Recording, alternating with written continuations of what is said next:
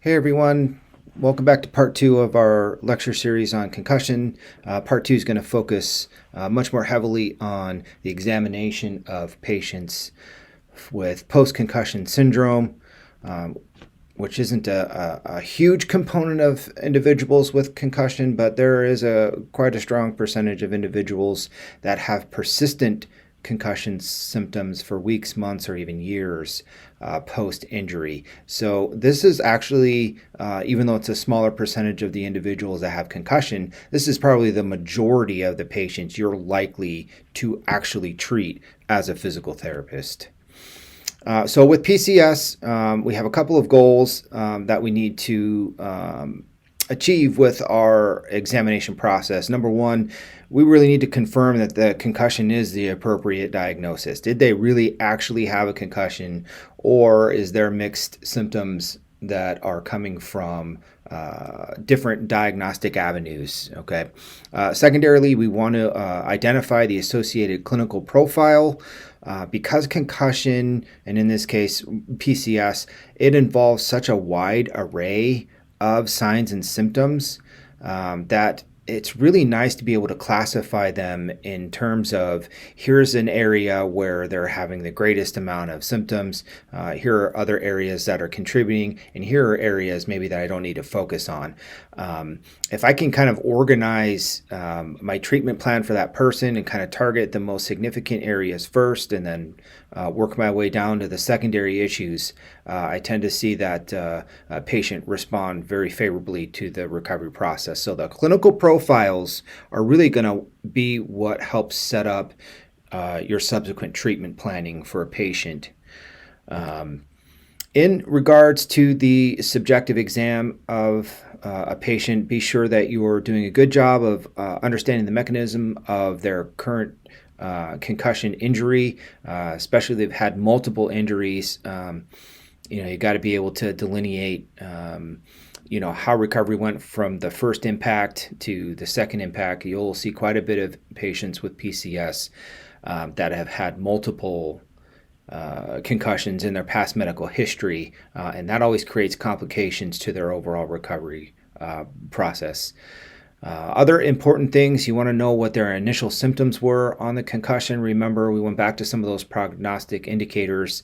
If that person reported significant dizziness after the injury or visual tracking problems, something along those lines, those create a poorer prognosis for that overall person. A prolonged recovery time is most likely going to happen for that person. Okay. Don't forget about some of those constitutional risk factors that might play a role in your overall prognosis for the patient, like gender, age, history of migraine, or other kinds of factors. There are quite a few subjective outcome measures that are indicated for somebody with PCS. Probably the two most commonly used ones, and ones that I would more highly recommend on this list, are actually the top bullet and the bottom bullet. So make sure you click on those links, work through the Rivermead post-concussion symptoms questionnaire and the concussion clinical profile screening tool. Those are your two probably go-to clinical measures. The Rivermead is kind of a nice one because it did play a huge role in how each of the clinical subtypes were generated, was based a lot on information drafted from this particular one. So this is kind of a hallmark of overall symptom rating scale for PCS. The clinical concussions profile screening tool is a little bit newer one, and I think it's a little bit more user-friendly and more commonly used today. So make sure you spend some time knowing those two particular outcome measures. As far as additional things with regards to your objective exam for someone post-concussion syndrome, don't forget how important vitals are going to be. As we've kind of mentioned before, one of your jobs is to make sure that you're ruling out any sort of serious injury beyond concussion-based presentation. So things like ruling out VBI or upper cervical instability, things along those lines are still going to be things you're going to need to do. Vitals can give you a ton of information about how healthy a person is to be able to move forward with the rest of your examination and your overall treatment plan. Neurocognitive assessment, gold standards, the impact. We've talked about that a little bit before in the last lecture series. We'll cover a little bit more in detail today about the impact and what factors might be associated with that. Don't forget about other neurocognitive assessment tools. If you don't have access to the online impact tools, something like the MOCA or the mini mental state exam are also things that could be utilized for that particular assessment. You're going to need a very thorough differential diagnosis process for your neurologic exam. It's going to be just as imperative now as it was following immediate concussion to conduct a cervical examination, especially. Balance, you can see some of the special tests and measures. We'll cover some of those in lab and in this lecture series itself. Vestibular exam, I'll defer a lot of that to Dr. Elam. Just understanding that a patient post-concussion might very well have significant vestibular findings. And so while we might not be covering a lot of the examination and treatment of vestibular within the context of our week or two of concussion exam, we have a whole unit coming up on vestibular examination and treatment. Everything that you're going to learn with Dr. Elam on the vestibular exam and treatment would be very applicable to the PCS patient population or immediate concussion population. Okay. We will talk a little bit about oculomotor exams, in particular the VOMs. Is really something that we're going to highly recommend that you implement as part of your objective examination of a patient post-concussion. As we kind of talked about before, headache is the number one most common symptom reported, and it's really important that you engage in differential diagnosis of their headache profile because there's a lot of different presentations of headache related to certain things. Migraine presents a very certain way. Cervicogenic is a fancy way of saying the headache comes from the cervical spine region. These are typically individuals that have increased headache symptoms associated with neck motions or sustained neck posturing. So really trying to make sure that you're doing a good job of figuring out what's the real source of that. Maybe it's the eye movements that are creating that. Maybe they have sinus drainage and they're having a sinus-based headache. Lots of things can create headache. Differential diagnosis becomes really important, and I know you're going to cover a lot of these things specifically in orthopedics content with regards to cervicogenic headache. So between what we're teaching here in neuro and what you're going to get in orthopedics, hopefully you'll feel pretty good about how you start to engage in a differential diagnosis of a headache management. Okay. Also, don't forget that mood assessment can be a really important component of things, especially if you have a pre-existing history of anxiety or depression or things along those lines. That's going to likely lead to prolonged recovery. But also remembering that concussion, especially if it's persisting for prolonged periods of time, that can really impact somebody's quality of life. And it's easy for individuals that are maybe used to a higher level of activity without restriction to maybe lose some of that independence because of these concussion symptoms.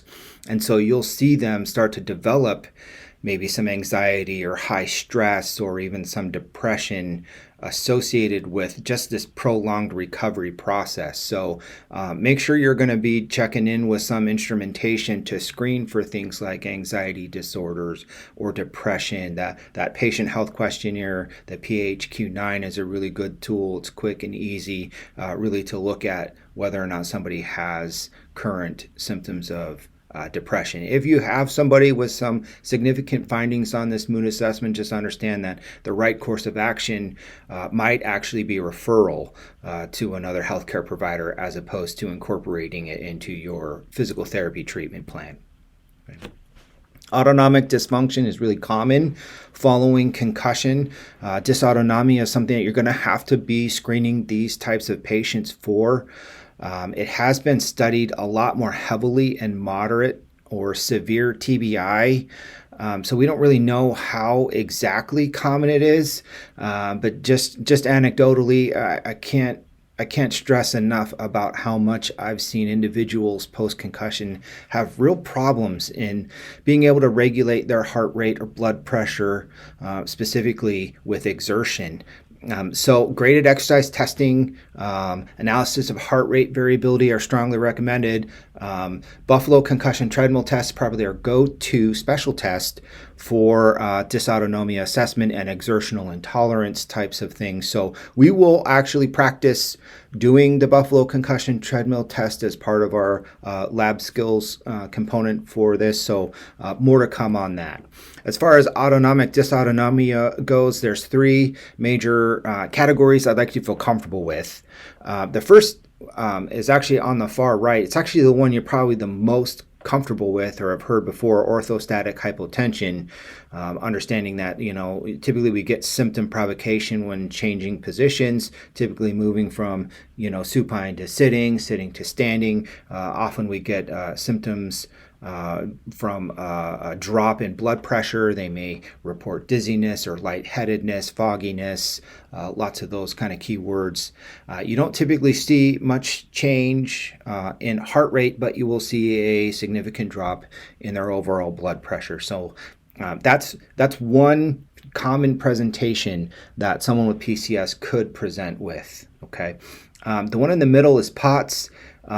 It's a tachycardic based syndrome. So unlike the orthostatic hypotension that's kind of referring to a drop in blood pressure, typically with POTS you'll see a significant change in their heart rate. And it's diagnosed as greater than 30 beats per minute sustained increase when you move from a position of seated rest into a standing position. And we'll see that heart rate kind of spike up and then just kind of hold there for a period of time. Or you might see somebody with a sustained heart rate of greater than 120 beats per minute. You typically don't see a significant change in overall blood pressure. So those are two kind of opposing forms of autonomic dysautonomia that could definitely influence the way that person's able to handle functional tasks. The one on the far left is probably the most common, and it's some change or phasing between the other two, right? So it's not significant enough change that's consistent to call it tachycardic, and it's not enough to really state this is consistently orthostatic hypotension. Sometimes it's there, sometimes it's not. But typically you'll see symptoms happen with that change of posture from sitting to standing, and it improves when they lay down, and it's just not significant enough to meet the criteria for either POTS or orthostatic hypotension. So OI, orthostatic intolerance, is probably the most common type of dysautonomia that you're likely to see in a patient with post-concussion syndrome. Let's talk about some of the interpretation of these key outcome measures, a few that we've talked about before, or some that I want you to feel real comfortable with, what they're measuring, how they're measuring it, what some of those findings might look like. Say, from a neurocognitive testing standpoint, I really need you to feel comfortable with what impact is, understanding that it's an online assessment, anyone can use it. If it's a sport-related concussion, the nice thing is that the trend these days is that the majority of those sports-related teams are doing more baseline testing of their athletes. So they have some sort of pre-existing level of cognitive function that they can compare if that person were to get an injury and they suspect concussion. Now they can use the results post-concussion to compare with their cognitive function on their pre-assessment, and if there's a significant enough change, then they can be a little bit more confident that concussion is present and make better decisions about, one, to pull the athlete out of play, and two, determine when that athlete might be more appropriate to return back to the field again. Okay, so the impact is strongly recommended for concussion, whether it's an immediate concussion or with post-concussion syndrome. It's highly valid, highly reliable, and it's going to be the most commonly used neurocognitive testing measure for this patient population. Just note that increasing age can be a factor related to variable performance on this test. In other words, the older the individual, sometimes it's difficult to determine if some of the issues or delayed performance that they're having cognitively, whether that's due to the concussion or just due to age-related decline. That's common for all of us. Okay, so for impact, there's a few different categories that they're looking at. They're looking at both verbal and visual based memory through the way that they do some of the computer tests. They look at reaction time, how quickly you're able to move your eyes to follow letters, impulse controls, and they do give you an overall total symptom score. So looking at some of the results, I just took some pictures of some of the results that I had from an individual who agreed to let us kind of talk through this. But what you can kind of look through is, on the left side here, it's kind of a summary of a baseline test for this individual. It tells you their age, when the test was done, and then it starts giving you the composite score. So when you kind of look at these boxes, some of them have two different scores. So the score that's on the left side, like for memory, composite, verbal, there you can see there's a 65. That's the overall composite total score they got for that component of their impact test. The percentage rate you see there is how that person compares with age and gender matched peers. Okay, so with that score of a 65, they're only hitting about 2% of what their normal peers would be functioning. So you really want a higher percentage number over here. The higher the percentage, the better that person is performing based on their peers' scoring. Okay. So looking down at memory composite, the score is 74, but that percentage rate gives us a lot of good information about how they should really be doing based on everybody else. So 44%, they're doing the best that they can in the visual memory composite categories of any of the other ones that's listed there. So that's kind of their strength right now. But their strength is also much lower compared to what their peers would be performing. Okay, so each one of these kind of columns gives you some good information about that particular impact test, and then you can redo that test. You'll list the new date, so they, about 5 weeks later redid the impact, and you can base their scores on the second test to the first one to see what kind of recovery they've made from first to second. All right, so it really does help inform how your treatment interventions are going, how that person is going through the natural recovery process, and how they're coming along with being able to meet some of those age-related performance measures. Okay. What's interesting to report is that as we get kind of all the way to this far right corner, we had another concussion-based incident. So even though they were leaving off with pretty good scores on this second to last box, you can see a significant decline the next time. So now we have that situation where we can say, here's what their baseline was before concussion injury. We can see how much that next concussion has truly impacted their overall performance. Right. So this is a very similar thing on the right. It's just in a more of a visual presentation as opposed to the number. So basically these guys are saying the same thing, just in a very different format. With regards to balance, I do want you to feel comfortable with the BEST test. The balance error scoring system is highly recommended for this particular patient population. We will go over this in lab. But I would like you to take some time now to feel really comfortable about what the different positions are and what the directions are, so we can take less time in describing how to perform the test and actually just get to lab and do it. Okay, so read the directions, read through it, figure out how they determine errors. There's a lot of instructions about what constitutes an error. And essentially what you're trying to do is have them maintain this testing position, and you're just going to count the total number of errors for each one of those conditions. It could be moving their hands off their iliac crest. It could be opening their eyes, etc., etc. Each time they make that mistake, you're going to do a little like tally mark, and you're going to count up how many errors they make for each one of those testing positions. The max number you can get for each position is 10 errors.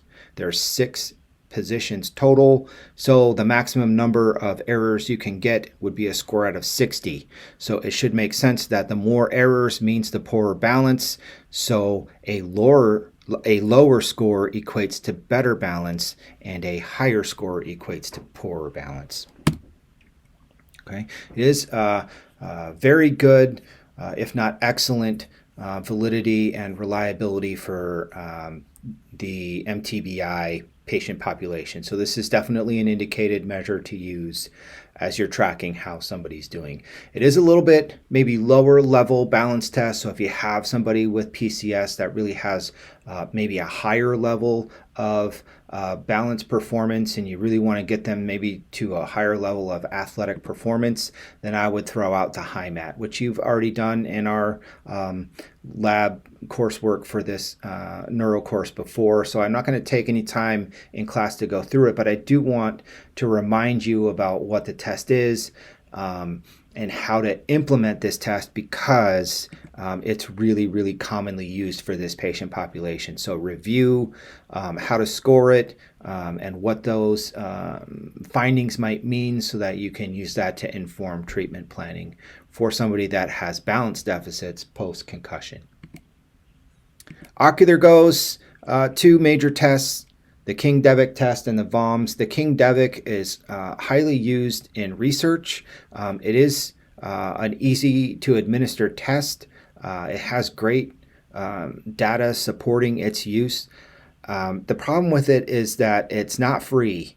And what I will say that it's really helpful in order to help diagnose that there's an ocular issue and that person likely has concussion itself. But it doesn't have great research that says it's a good measure to use to track somebody's progression.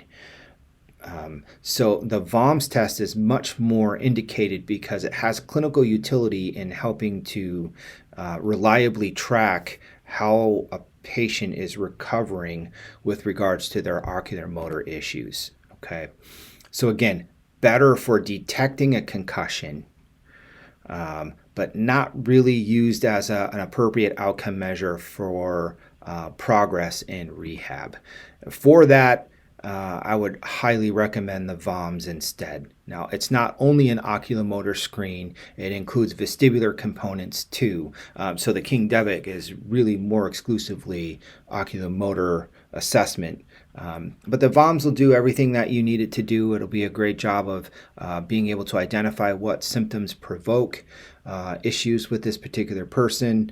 There's lots of different tests that you can do that kind of give you a baseline idea of how they're functioning, and then be able to track how they're improving their tolerance to these particular movement patterns.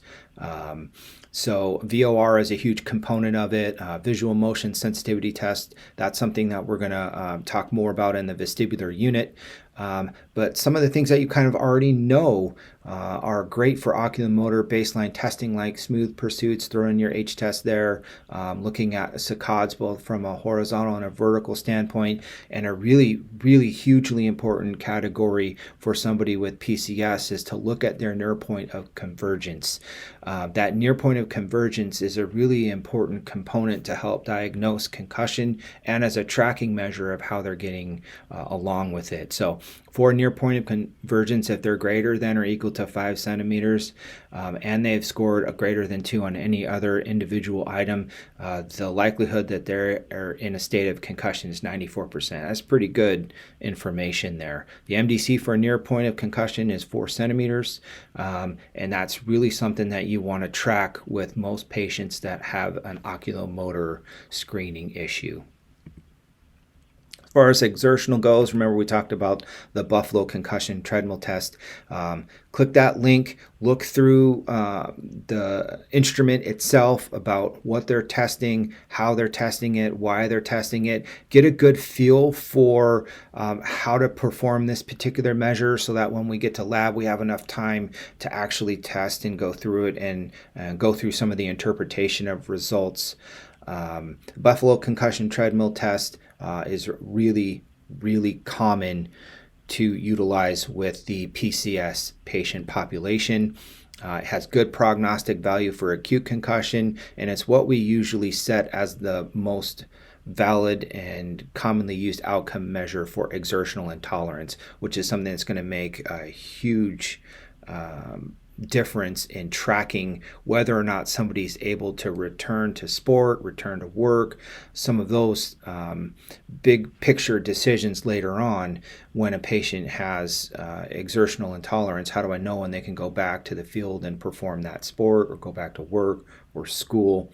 The Buffalo concussion treadmill test is that gold standard testing pattern to really help you make that decision. What we will say is it's not enough to use that solely in isolation. You should use that tool in combination with other outcome measures and symptom provocation type factors to make the decision to return to sport.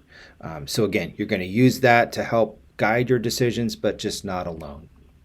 And that's the end of part 2. So again, big picture things related to the examination of somebody with PCS maybe looks a little bit different than the patient that is immediate post-concussion, in that, maybe you're kind of focused a little bit less on making sure the patient's safe and appropriate to do further therapy with, making sure their C-spine is stable and ruling out, upper cervical instability or some of those things. But I just don't want you to forget that that's still a component that you need to make sure is okay. If you have any suspicions that they, still aren't doing things right, you do their cervical active range of motion and you're finding bilateral rotation limitations. Don't forget that, Canadian C-spine rule of, hey, something's not right there. I don't like that. Let's look further into screening some of those big picture things so we don't miss something between their immediate concussion and their post-concussion syndrome.